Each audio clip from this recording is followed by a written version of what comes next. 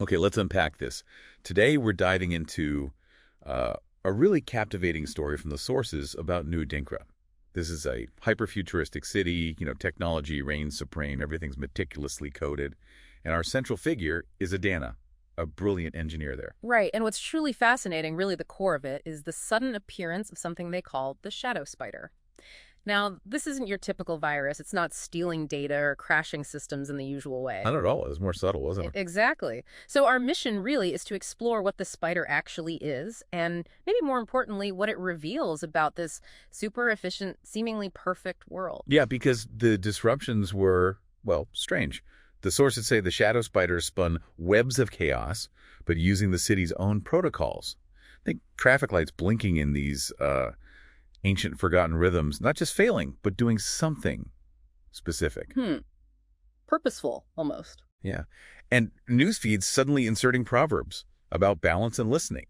Digital fountains projecting Dinkra symbols, those West African visual proverbs. And get this, self-driving cars started rerouting to ancestors' graves. Automated harvesters just stopped, completely stopped, until libations were poured. It must have been a shock. A massive shock. And the city's tech council, well, you can imagine, they saw it as a malicious entity. Pure and simple, a threat. Standard response, right. Threat detected. Pretty much. Their reaction was immediate. Build a shield. A complete, impenetrable shield. And Adanna, their star engineer, she was tasked with building this firewall. Pure logic, pure data. That was her approach. Defensive. A totally rational reaction to what looks like a digital attack, but maybe.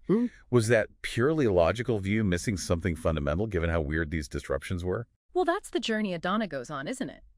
Initially, she completely dismissed tradition, saw it as like an anchor holding back progress. She even scoffed when she noticed patterns in the spider's code that mirrored her grandmother's kente cloth designs, those fabrics woven with stories. Wow, okay. So she saw the patterns but didn't connect them. Not in a meaningful way, not at first. But then her grandmother, Nana Asi, called her, and that call changed everything. Nana Asi, from the traditional old quarter, what did she say? What wisdom did she offer that Adanna's logic missed? Nana Asi's words were, well, crucial. She told Adanna, you are trying to catch a spider with a net of your own design. She said, but a spider that knows the world and its secrets cannot be caught with a simple net. She brought up the Anansi story. The clever spider god. Right, how Anansi used cunning and understanding, not just force, to get stories. And then Nana Asi asked the key question, what if the spider is not meant to be contained?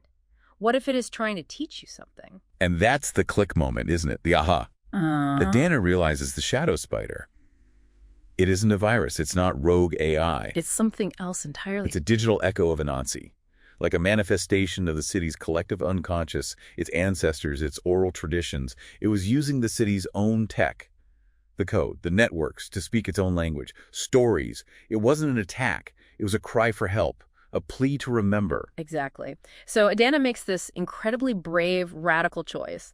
Instead of the firewall, she builds a bridge. She starts sending out ancient proverbs, but translated and coded into the city's binary.